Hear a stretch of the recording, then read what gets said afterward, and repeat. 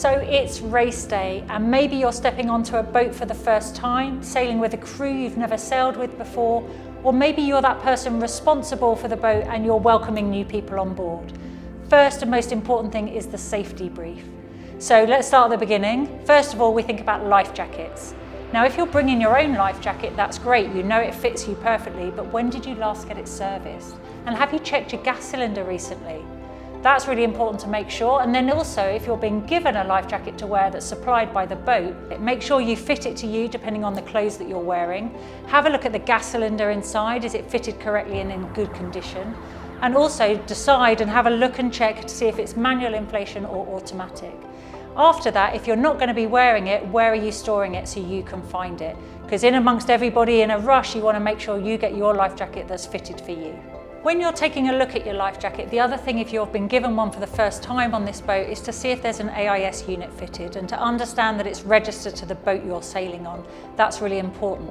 When you get given your life jacket, you'll also be given a tether.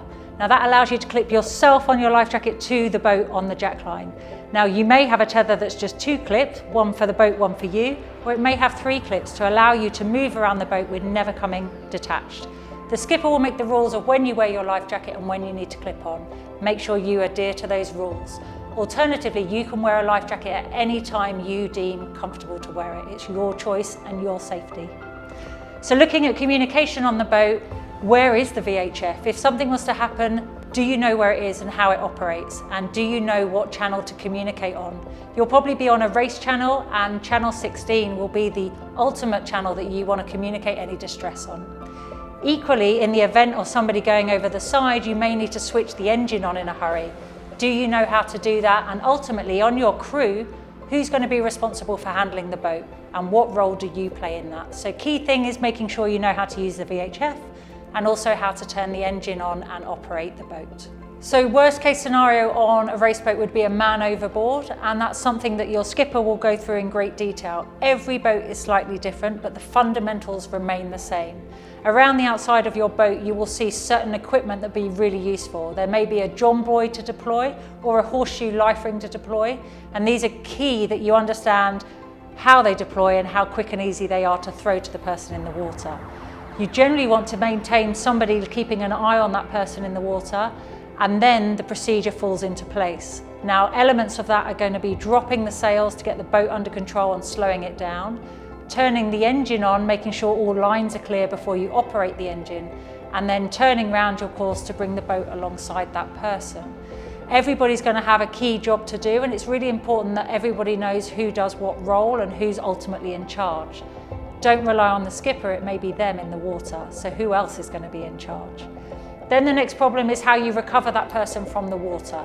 And that's really key that you understand the system for doing that safely to be the best place possible on the boat and as safe as possible for the person in the water. Key communication at this time will be on the VHF. So if your boat doesn't have a main unit, where is the handheld unit and who's responsible for it and who do you communicate with? You're going to be retiring from racing. You may want to have a medical emergency if the person's injured and you want to communicate that, or you may just need some help and support. So make sure you're aware of who's operating the VHF and on what channels. A key aspect of safety requirements is your flare pack, and obviously different categories of race have different requirements, but most boat owners will carry a flare pack on board. So you want to know as a guest on that boat where that flare pack is located, and for your peace of mind you want to know that the flares are all in date. If you're the skipper or the boat owner, you need to have checked that to pass your safety inspection, and don't forget they do spot checks. In the event that you're going to have to abandon ship, you're going to have to deploy the life raft. These are normally set out at the back of the boat outside, and they're normally strapped down to the deck. So you want to remove that strapping, leaving the painter attached to your boat. Then as you deploy the life raft into the water, it will inflate. Ideally, you want to be stepping up into the life raft. We try and avoid getting wet before getting in or adding too much water into the life raft. And 9 times out of 10, it's much safer to stay with your boat, and the life raft is always the last resort. In the worst case scenario that you're having to deploy into the life raft, there will be some grab bags pre-prepared for you to take with you. Make sure you know where they are and who's responsible for taking them with you. It's always someone else's problem, but actually collectively you need to make sure that you remember all these things. So if you're getting off your boat, you want to take your boat EPIRB with you and your grab bags, and you'll already be wearing your life jacket by then. In the event of a fire, you want to know where the firefighting equipment is. You want to get everybody on the crew to a safe place. Fires on boats are generally in the engine area with the batteries or in the galley. There will be a fire blanket located near the galley, and there'll also be fire extinguishers strategically placed for you to fight the fire from a safe place. Exiting the boat is always tricky, but there are options of a forward hatch if the companionway is blocked, with the hazard being in the engine bay.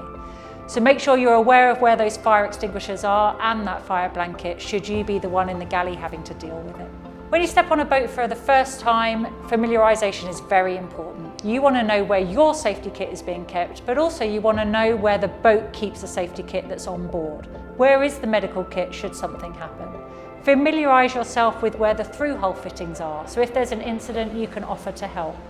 And ultimately your comfort's important too, so make sure you know the system for using the bathroom on board.